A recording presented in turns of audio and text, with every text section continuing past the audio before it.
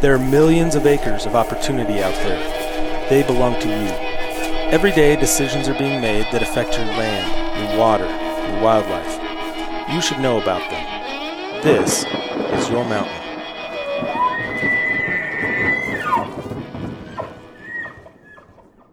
Hey everybody, welcome again to another episode of the Your Mountain Podcast. I'm your host, David Wilms, and co-hosts, genuinely great human beings, I needed that today. Above average hunters, below average fishermen, except for Mike. He's better than I am. I was going to say, when are these two co-hosts going to show up? Yeah, Mike and Nephi, both here. Good to be here, Dave. Yeah. Still here. Yeah. Can you believe that? You are still here. We're all still here. We are. And we're not at each other's throats too often. Not during the podcast. Typically, those arguments occur like when we really call each other the ugly names. Those occur right before the podcast or right after. Those some of the best stuff is never recorded. No, it shouldn't be. Yeah. That's true. Maybe we should just do a free flow one of these nights and have a best of like a. It is a fact that one of the great. Like, this is the problem with modern societies. It's too easy to capture everything we think, whether it's audio, video, or writing it down on social media. It's just too easy to get it out there, and then you can't forget it easy enough. Yeah, that's right. But you know what? Yep. We did get a comment on one of the social medias that someone was really happy that there was a podcast that their kids could listen to. And I will say that even on those angry sessions that we have before or after where they're going at it with these two, really, they're not even cussing then either. No, I swear you all the time. It's just gentlemanly debate. No, you do not. I just do it in such a manner that it just sounds like my swearing is... Who we are when we record is who we are when we aren't recording. Yeah, absolutely. We gentlemen. We are gentlemen, pseudo-scholars, wannabe scholars.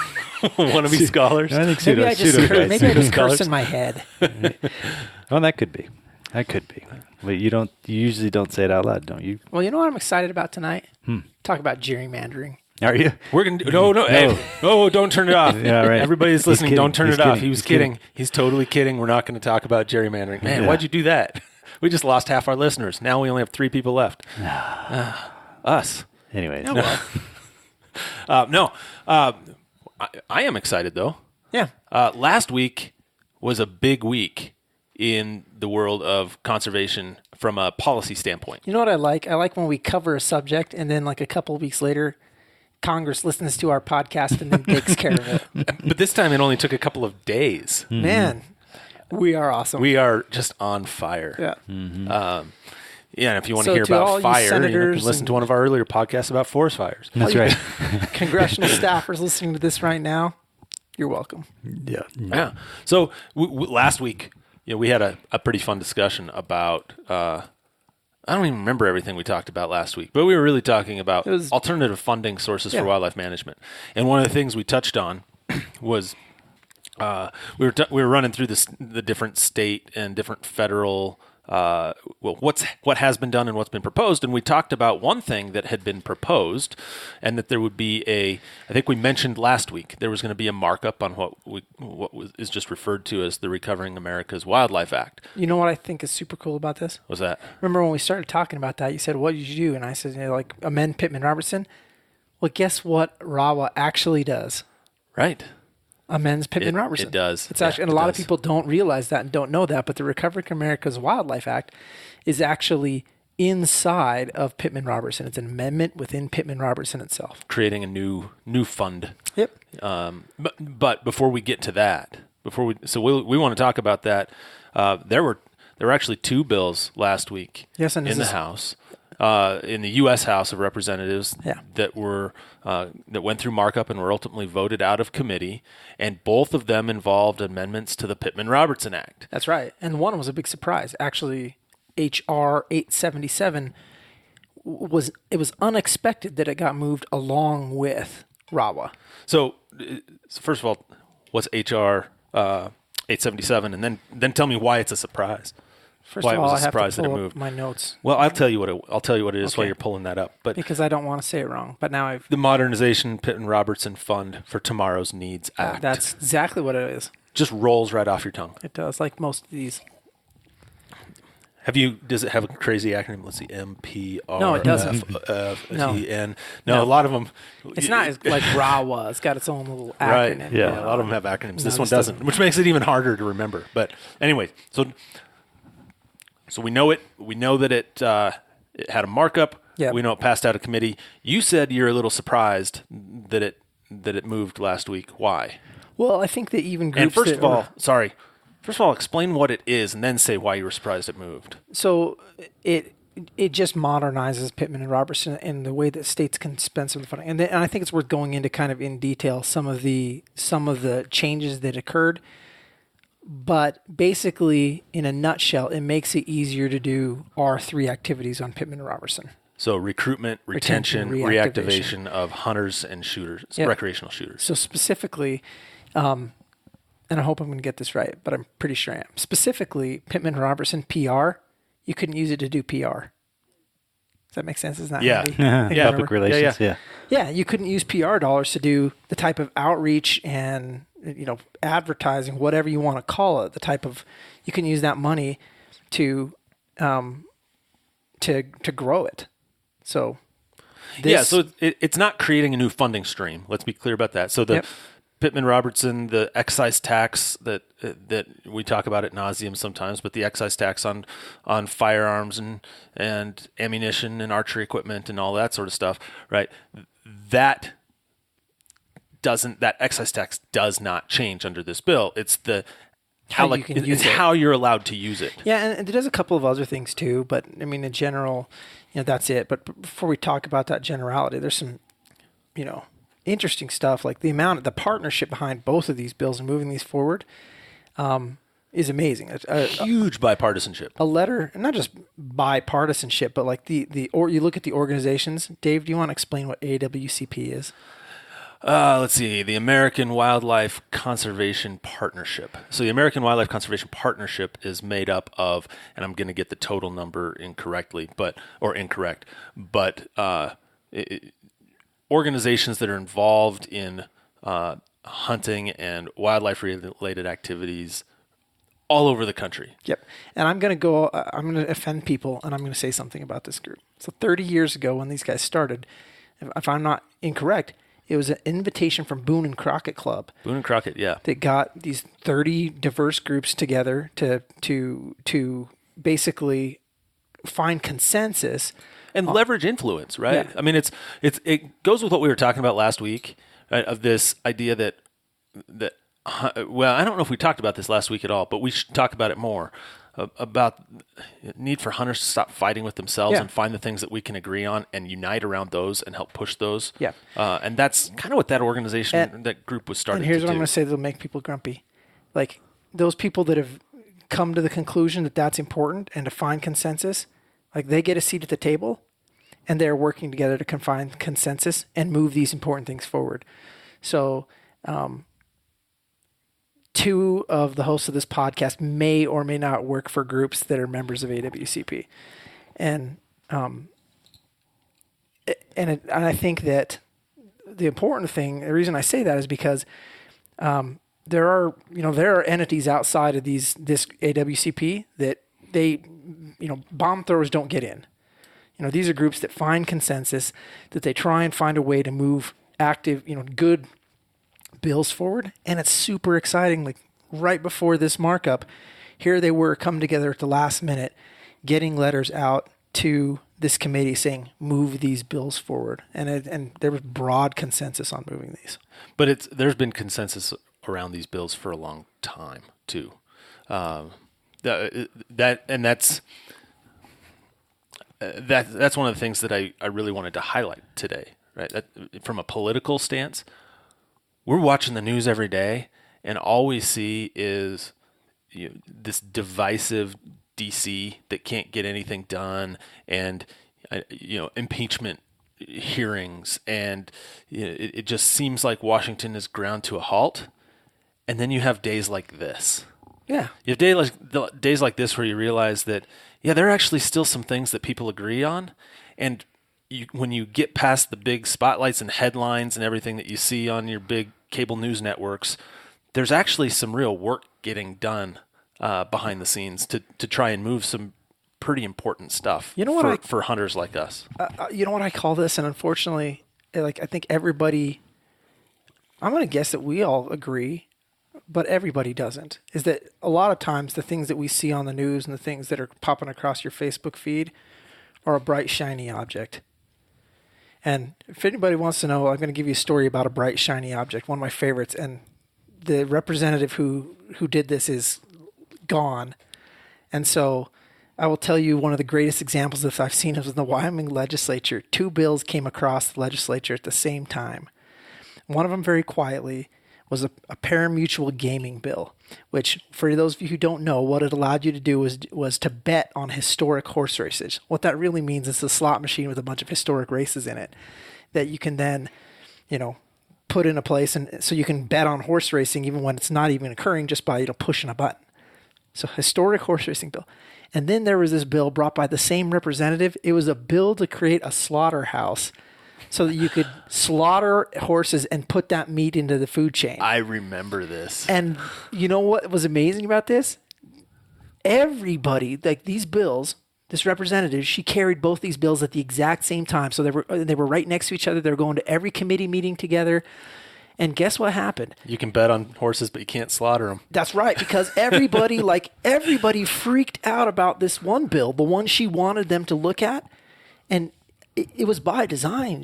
It was just legislative craft. She knew that people wouldn't talk, wouldn't think. There were like this gambling bill flew under the radar because she knew everybody would be freaking out about this bill that she knew was never going to pass.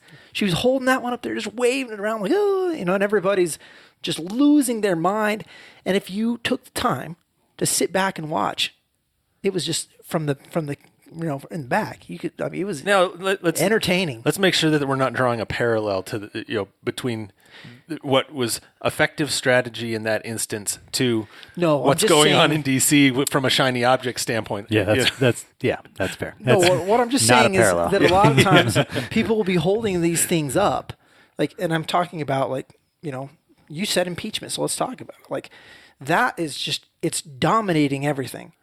And so people lose sight of these important things that are actually happening in the back. Yeah, but I don't, just again, to reiterate this point, I don't think we're holding up impeachment as the shiny object in order to try and get work done behind the scenes. No. Right? I'm just saying it's a... I just want to be clear about that. I'm just saying... I'm helping you there by clearing that up. Some people would say that it's extremely important. It's I know it's part of the national debate, but there's a lot of question about whether anything, where this goes, no one knows. In our very partisan politics of today, I'm going to go out on a limb and say probably not going to go very far. But and that's the disappointing thing is everybody will get wrapped around the axle and get covered in mud arguing over something that probably just leaves us all worse off than we were when we started. Yeah, so I'm going to pull us back to natural resource stuff here real quick. Good idea. Yeah, thanks. Talking about the bill and the politics of that bill, though, and why this is kind of a neat deal that it passed.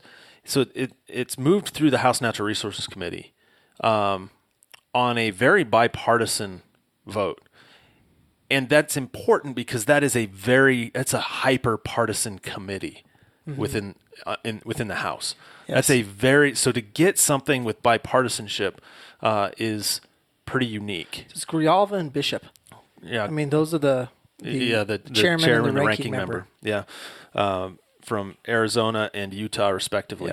Yep. So that's the bill. But here, do you have anything else you wanted to talk about on that bill? No. Yeah, there's lots to talk about on that bill. But I will tell you the thing that's interesting is when you brought up, kind of these times that we're in and the partisanship and the nature of these times. If you look at the history, this bill, Pittman-Robertson and Dingell-Johnson, there's a unique history here that I know you wanted to get to.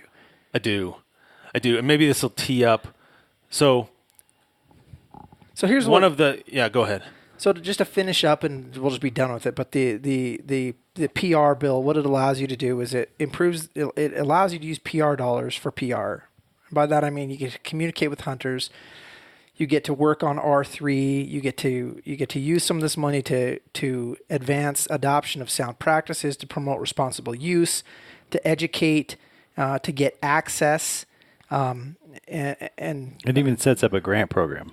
Yes, so it that does. you can essentially get some money to try to help the 3 R's. Yeah. Recruit, retain, and reactivate. Yeah. And why is it important? Why is this bill important? And this goes back to something we were talking about last week, and we Because the harken numbers on it of a hunters lot. are, it's going down. Substantially, right? Yeah. So we're down to 11.5 million hunters today. In just 12 years ago, not even 12 years ago, we had roughly 14.5 million hunters. We're losing hunters rapidly, and one thing we didn't talk about last week that related to Pittman-Robertson and what the loss of hunters means from a funding standpoint. We talked about it as far as fewer hunters means fewer license dollars coming in, means fewer bows being bought and potentially less ammo being bought. But we didn't talk about it from the standpoint of, in order for the states to receive Pittman-Robertson money, they're required to provide a dollar match. That's right. Of a certain percentage. And if they lose hunters and they lose that revenue coming in from license sales, it jeopardizes the ability to meet that match to be able to get the funds from PR. Yeah, it's really important to recruit that next generation of hunters. And I do get on a broken record sometimes talking about the 80% of PR dollars coming in, right? I always say 80% is from non-hunters and 20% is from hunters. But when you look at the amount, it's actually a little bit more that comes in from license sales than comes in from those PR dollar check. They're pretty close. But you think about that, those license sales, while we can continue to keep, people are going to continue to keep sport shooting and buying firearms and ammunition, that's half of it, right? But that number of hunters, that goes down. There's a lot less people that are paying into that half. And so, but not just that. I mean, you can't afford to lose those people. But my point is, that's less people paying into that half. But in order to get that PR money back to the state, in order to get you have to sell the licenses to have the money to meet the match to get that other dollar, those other dollars, right? And so, it's important on a lot of levels to replace these hunters that we're losing. One thing that this bill is critical for helping advance that. This bill also created both a floor and a cap for how much PR dollars can go to signets to each state. So no more than 3%, no less than 1. Yeah. So that was something that was that's being codified in this, and so that's just FYI. Yeah. So we also want to talk about Recovering America's Wildlife Act. And before we just jump on there, I just want to make sure we've managed expectations of what did happen. Oh, that's a good point. House Resources. They're not going to the president's desk. It's not law. Yeah. No. So this is something long way to go. It hasn't even been passed by the House, right? And it probably won't get a floor vote this Congress. So it seems unlikely. So in January of 2019, it gets introduced. It goes to the House Natural Resources Committee. In March, the subcommittee on Waters, Oceans, and Wildlife looks at it. Just recently, December 5th, so almost a year later, is when the full committee gets a hold of it. Then what is exciting is that they marked it up, they looked at it, and they sent it to the body, the House of Representatives, under unanimous consent. And they wanted it to be reported up. In other words, everybody agreed the bill's good to go. It's ready to be looked at by all 435 members of the House of Representatives, not just the or just the committee, the House Natural Resources Committee. So, still has to pass the House before it can really go to the Senate, right? And unless the Senate passes a companion bill. And this gets a little bit into the weeds, wonky, but just so you understand the process, right? In order to be heard by the House, there are only so many calendar days that the House is in session, right? And there's only so much floor time available to consider these bills, and we're in December, and there are not a lot of days left before and we're before the end of 2019, and there are a lot of things taking up the House's time. Yeah, there are some things that everybody seems to be. So the likelihood of seeing a floor vote is low in this Congress. Right. Well, it could be in this Congress, but we're in the. So just to clarify that point, we're in the 116th session of Congress, which is a every 2 years. It's a 2-year deal, yeah. Right? So we're in the first of a 2-year deal, right. And so it could continue on, because the problem is you get to the 117th and you got to reintroduce all the bills again if you haven't passed them out. So it has to get out before January of 2021. Right. It's in order to not have to go back to the committee, being reintroduced, and then go back to the committee and start over. It's got both of these though. This is bipartisan efforts for sure. They're supported for sure. As long as somebody doesn't try and tack anything funky onto either one of them in either house. But it still has to go through the Senate and signed by the president. Go through the Senate and then be reconciled. Right. Well, yeah, through right. Because the Senate can look at things slightly differently, and they can decide that they want something else. Right. And so, when we say we basically have a year to get this done, that seems like a long time, and it's not. It's going to be a blink of an eye. So there's a lot of work to get even this unanimous consent. You can't get much more bipartisan than that. Right. This is an amazing accomplishment, even though it was just coming out of one committee. Right. And I say even though, that's obviously, we understand that that's a significant accomplishment. It's just not, don't feel as though this just passed. It's now law. Right. So a lot of times you read the press or you hear things, you think, oh, this is great. Something just happened. No, one it step actually in didn't. a long process, and it could be a multi-year process. Yep. And I'll give you an example of that. That's a perfect segue into talking about Recovering America's Wildlife Act.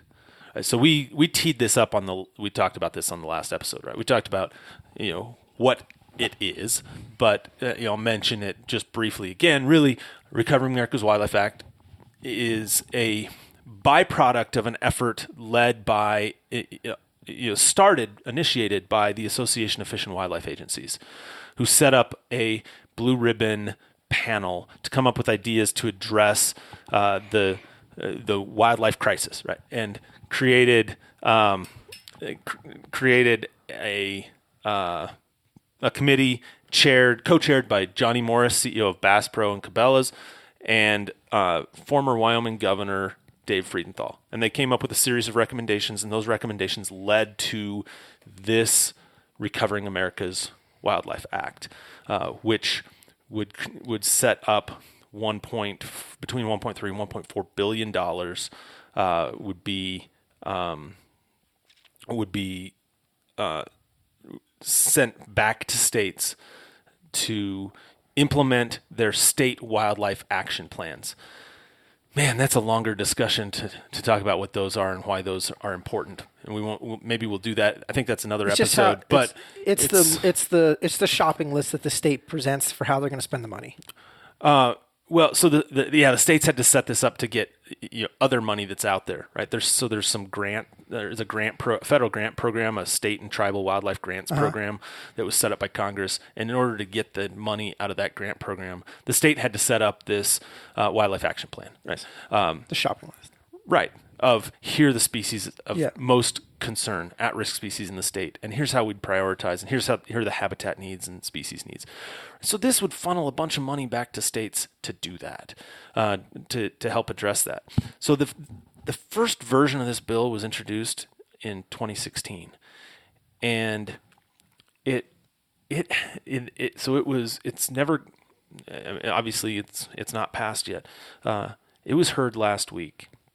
Has roughly 150 co-sponsors, very bipartisan, and it made it out of committee, not on unanimous consent. I think there were 6 no votes, which on a committee of, House Natural Resources has about 40 members, I think, something thereabouts. Anyway, it was an overwhelming majority, very, very bipartisan, and to move that out of committee.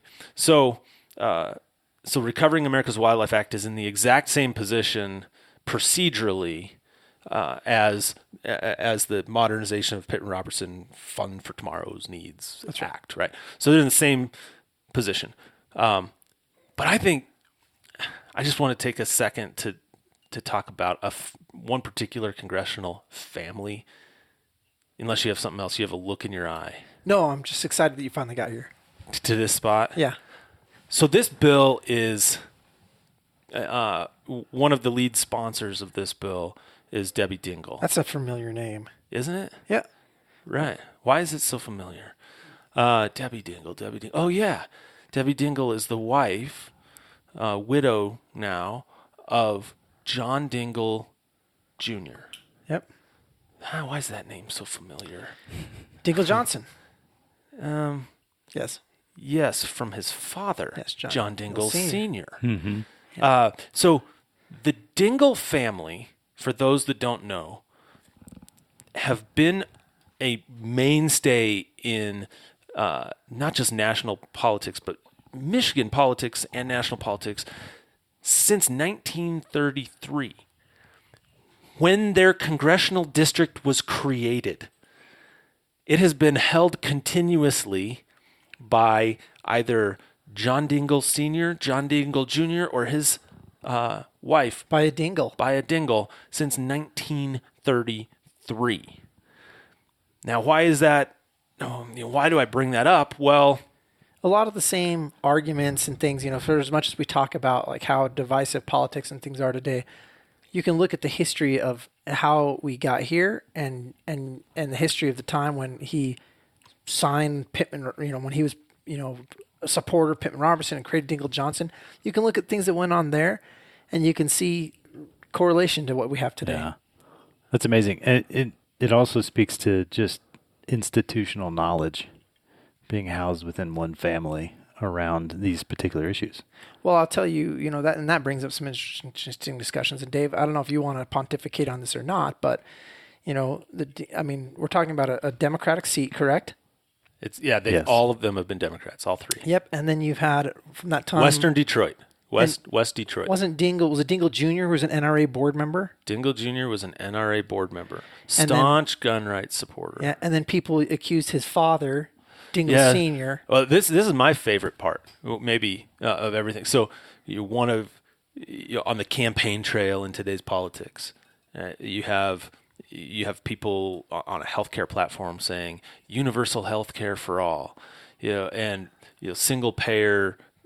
Universal healthcare for all, right? It's a very, very what's the right word? And influential, very forward-thinking idea. A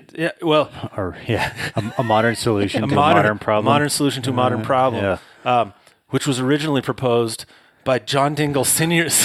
back in the 1930s, and very progressive. And incidentally, he. At the height of the labor movement. I mean, not the height, but it was significant. Right on the New Deal, right? Around that same time frame. Yeah. And he introduces this bill, and he introduces some iteration of that bill every year he is in Congress until he passes away in 1955 and his son takes over that seat. And he continues to introduce some version of that bill for every year he's in Congress, including the years when he was on the board for NRA. Exactly. Yeah, exactly. So he was on one. He was by definition. He was the definition of when you're looking at in the historical context of like a social democrat, like very conservative on some issues, and then on some of these other issues, some of these more social issues, very liberal, right? And so. Where would you find this person today that would sit on the board of the NRA, be an avid hunter and angler, and Montana? Just kidding. I know, and I'm guessing. Don't even get mad. We probably have a bunch of listeners like this too, but that are that way on one hand, and on the other hand are advocating for universal health care for all, right? And his dad back then was called did we always say this? He was called a socialist and a communist for advancing these ideas. And we're celebrating this family that a lot of people, I'd wager to guess that a lot of people listening would call the people advancing these ideas around healthcare socialists and communists today. But here's the take home. But they're still. That doesn't matter. That's my point. It doesn't matter. Yeah, that's my point. And I think that's what we get lost in is, and I said bright shiny object, but the problem is we get wrapped around these other issues as these sports measures. We need to realize we got to quit arguing over whether it doesn't. I don't care. Do you care that Dingle Johnson? I don't care if it was a DNR. Nobody cares. At this point in time, that stuff's all been put behind us. The wacky ideas that one of these guys, like some other bill that they tried to bring that now we sit back and laugh. It doesn't matter. What matters is the legacy that they left on this issue. and that we continue that legacy. And too often, I believe, we get wrapped up in the flavor of the day of this other issue that's, probably not going to go anyplace, rather than, and it doesn't mean those other issues aren't important. It just means, as far as sportsmen go, like, these are things we need to try and build consensus around, and it takes time, and it takes not making each other mad about these other issues that don't matter.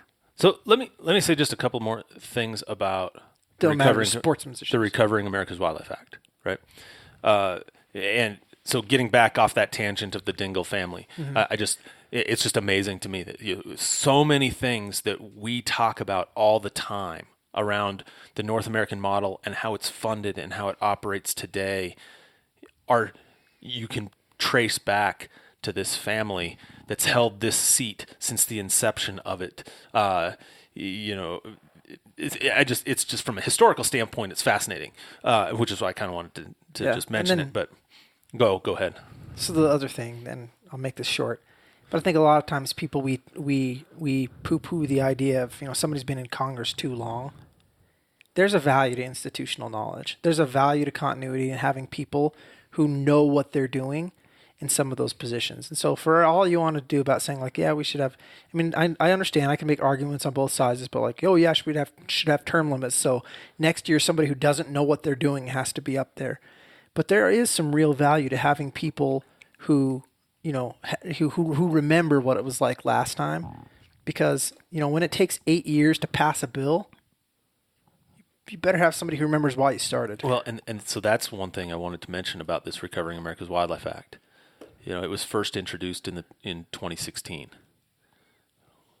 It's been introduced it's been introduced 2 or 3 subsequent times, right? And why your point about the Dingell family and how maybe having some of this continuity over a long period of time can matter.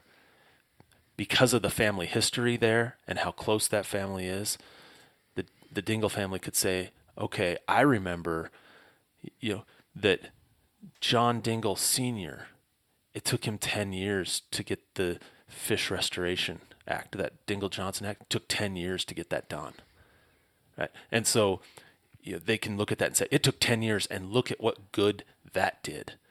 And so we're 4 years into something here with Recovering America's Wildlife Act.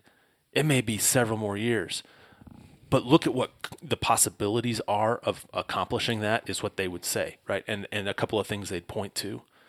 They'd say, one, that's $1.4 billion of dedicated funding for proactive, collaborative efforts by states and tribes to recover wildlife species that are at risk, to prevent them from being listed under ESA.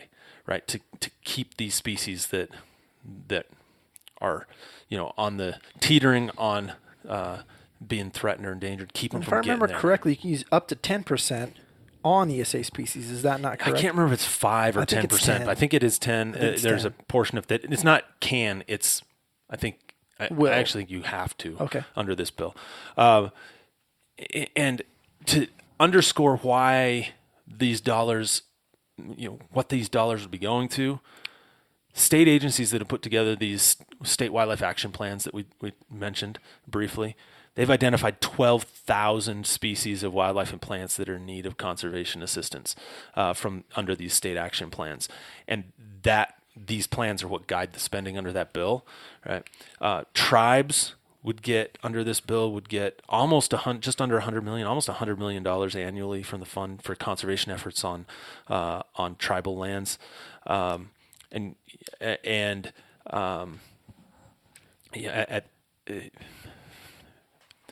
frankly, a big part of this response, I say that 12,000 species, a big part of that response is that we have a series of reports that have identified about 1/3 of American wildlife species are at risk of extinction at some point if we don't get things turned around. We all think about we're in the good old days for white-tailed deer, we're in the good old days for elk. We're not for amphibians. Yeah, we're not for birds. Yeah. Except for birds, like certain raptors and migratory birds, waterfowl. We're kind of back in the good old days for a lot of those, but But for some of these other species, reptiles, amphibians, birds, we're not in the good old days. There are a lot of species struggling, and this bill is meant to address that. Last time we talked about with, basically there isn't unlimited money. There's priorities. And this is the other way that I think RAWA is important, and it ties together nicely with what we started with, which was Pittman-Robertson modernization. Because right now, who is paying for work on those species? It's you. It's hunters. Right. It's your licenses and your tags. And yes, some states are putting money in from other pots, like we talked about. Mm-hmm. And it's also the 80% of sport shooters and 20% hunters who are paying into Pittman-Robertson. That's where that money's coming from. And so when you look at this effort to modernize PR so that we can do recruitment, retention, reactivation, get more people outdoors, get more people involved, right now, a big chunk of that money is it has to go to cover these other species that are in danger. So what happens with RAWA? RAWA passes, you have this giant slug of money that comes in to cover those other species, those other issues. Now guess what you get to do with the money from your tags and your PR dollars that were existing? Now that can be rediverted, and now that bumps significantly what you can do in that other space. Yeah, and it probably won't. It probably is. It won't. It won't replace, like, if you're expecting that every dollar I pay in for an elk tag is going to go back to managing elk.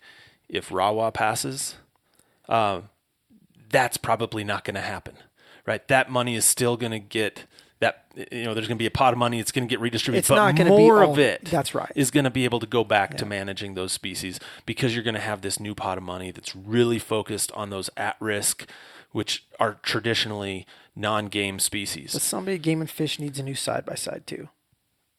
Because I'm just kidding. Damn it, Nephi, that's not the way it works. I'm just kidding. Brian, so don't be mad.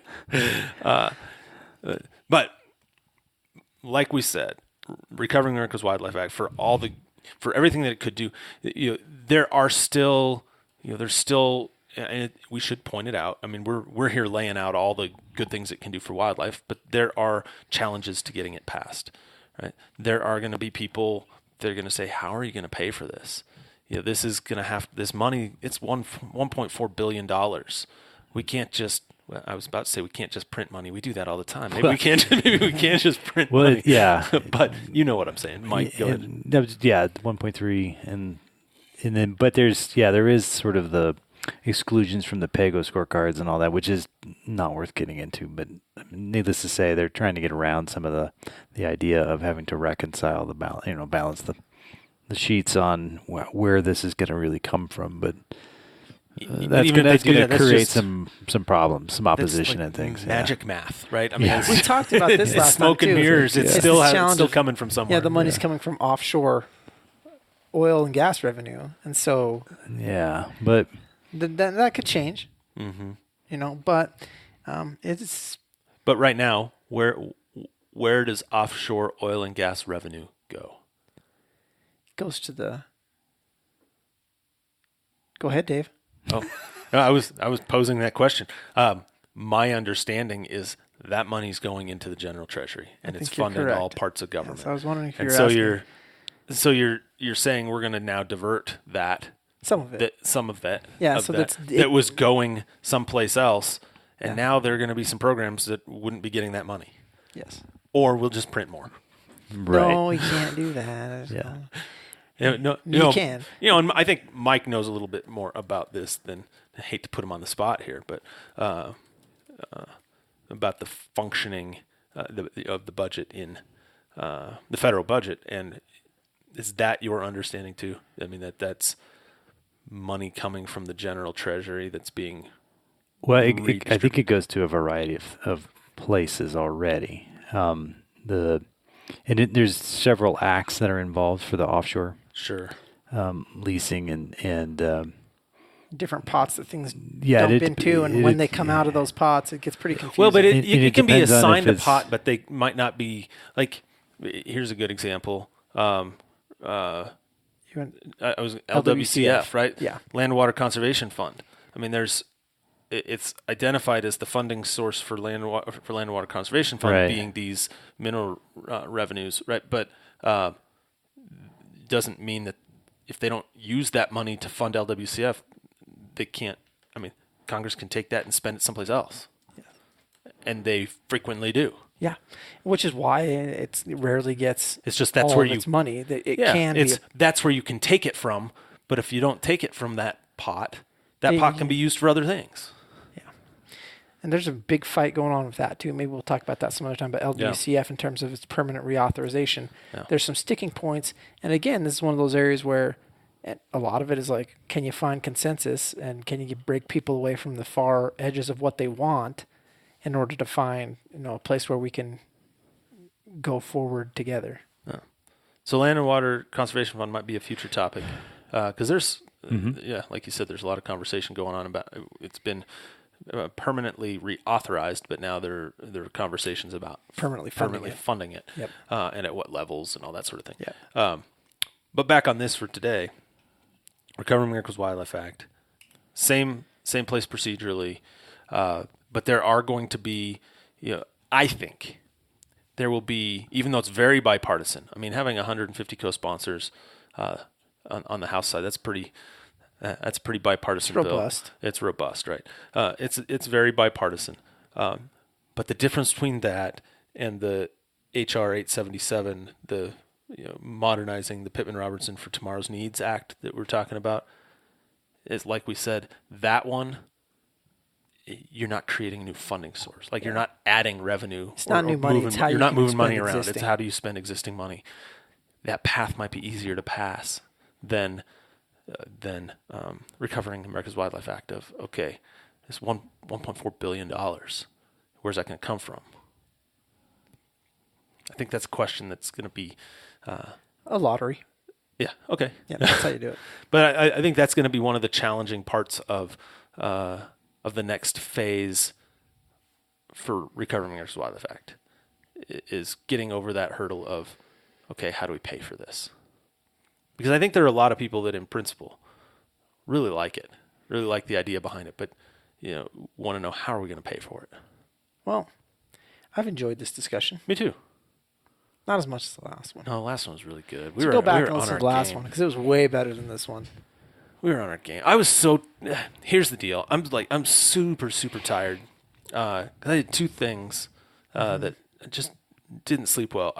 So my basketball idol as a kid, collegiate basketball idol as a kid, had his jersey retired last night at the University of Wyoming. And I went over for that ceremony, which was super awesome. Like I get up, so his name is Finis Dembo. Just sounds like an awesome... Yeah, right. The Electric Man. Yeah. He played in the late '80s, and he all-time leading scorer. Just phenomenal baskdual player, collegiate basketball player. He was drafted by the Pistons, played on the Bad Boys Pistons team, won a ring with them during the Bad Boys era championship. So they retire his jersey, and they're giving out bobbleheads of him for the first 3,000 fans. So I got like 5 or 6 because there weren't 3,000 people that attended this game. That's what I heard. Because the present day team is not as good as the 1980s version of the team. But I went to it. My funny story about this is totally off the wall, but I took my young son out to change a diaper at halftime. Yeah. After the retirement ceremony. Do they have a spot for men to change? By the way, they do. That wasn't even going to be what I was going to talk about. Oh, yeah. But they do. They used to, when I had little girls, there was no changing stall in the men's room. Nope. You had to go to the first aid station and use the gurney. And get in line with all the other dads. That's what I did, too. Yeah, absolutely. It was embarrassing. A Division I program that didn't have a changing table for a kid. Yeah, that a dad could use. That a dad could use. Yeah. They had them in the women's restroom. Oh, yeah. Yeah. But they look at you weird when you go in there in Wyoming. But that's not what it was. It was Quality state. So I watched the retirement ceremony. I take my son out, and we're walking around the concourse, change his diaper, walk. I come back. I'm like, who's sitting in my seat next to my wife and my other kid? And it was Finis Dembo. He turns out the university did not provide his family with assigned seats. And so they kept moving around trying to find seats to sit in to watch the game, and people kept coming back and like, those are my seats. And so they wound up I walk in and he's sitting in my seat. I'm like, this was my basketball idol as a kid. Yeah. He's sitting in my seat. And then you kicked him out. And I kicked him out. Yeah. I'm like, because I'm not a kid anymore. And Dave Wilms, my ladies back and gentlemen. gets sore standing too long. I want to sit down. So I did that. And then I went goose hunting this morning. So I'm not on my A game. Yeah. I apologize. No, how was the No, goose I hunting? feel terrible for Goose you. hunting was not good. Was it? It was not good. Yeah, maybe you should take a friend. Maybe you got bad karma. Mr. Okay. Pit Hoarder. I'll get you up there. Yeah, I'm sure you will. All right. You know what I offered to do? I told him I was going to buy into his goose blind before he doesn't want anybody to before buy he even in. releases the seat. I told him I will pay him You're now, good. money now for whenever the seat comes open because I He's going know to pay. I think he was saying I'm he gonna would pay in pay advance. annually every year just so that when it opens, he's I get Right it. of first Because refusal. because that's the problem. Dave's like he tells everybody about this, and then he knows that freaking Matt Hubler is going to be first in line trying to get that seat, or that Mike McGrady guy. No, I'm first in line. Why? Because I wrote the check already. Yeah. Yeah. As Dave and I go to cash it and buy more decoys. So you're saying you want in too? I want him to pay, and then you. He doesn't want to buy See, Yeah. Mike's. I don't Mike know. Is cheap. Mike doesn't want to sign the check. I've been up twice this year and haven't fired a shot, so maybe it's not that great. Well, we've had Maybe you've got unusually bad karma. the usual amount of snow for this yeah, time of year. it's it'll be fine. Yeah. Sure. It'll be fine. It'll turn around. Yeah. Yeah. Or it's going to be traditionally pretty garbage, good. and you should just And quit. Just quit and give you Yeah. my spot. Yes. Yeah. We'll get to that. All right. Anything else you guys want to add before we wrap this thing up? No, that's good. I think we met the standard. The Tymosin standard. The Tymosin The times standard. standard, Yeah. Tymosin like, standard it for was commuting. challenging. We had to but really did it. stretch it out to get it. You need to, Chris, if you're listening, and I know you are, you need to leave work a little bit earlier so you don't hit traffic, so you don't need to listen to us as long. Because we're really having trouble stretching this out here right. to meet your commuting needs. we do our best. If anybody else listening has some commuting needs they need covered, let us know. We're apparently doing that now. Whatever it takes to keep you guys happy. That's what we do. That's what we want to do. Yeah. Yeah. So right now we're going to keep you happy by quitting this thing because you're like, man, they're babbling on about nothing. You know what the magic is? People who want to listen to more, they depend on us to give them more. People who want to quit, they can quit a long time ago. That's an option. That's true. That's the beauty about this. Yeah. They can just Yeah. hit stop anytime. Yeah. But for those people who really care, Yeah. And they can Well, fast our forward. people- They can fast forward through this stuff like everybody else fast To forwards listen to through. Mike at the I was going end, to say like which is on, what they wanna hear. on every It's like other on every other awesome podcast, you fast forward through the commercials. You I don't know, want I to listen do. to them. We don't have commercials. yeah. Onyx, I don't care. Onyx, what kind of boots you're wearing? I mean, it doesn't matter to me. But Casper Mattress. Let me tell you about Casper Mattress. Never heard of them. Yeah. That's not why. All right, but you know what? They hang Just on. kidding. They hang on for quality content. Yes, we probably should stop because we're not delivering that at this point in the We've evening. given up. I So, think we gave up on that about 30 episodes ago, I thought. Maybe. I thought we were. maybe. Well, I'm going to quit now before we lose too many unsubscribes here. Yeah. So, thanks everybody for tuning in today. We'll be back with you again, like we are every Tuesday. And until then, remember that life is about experiences. So go have one.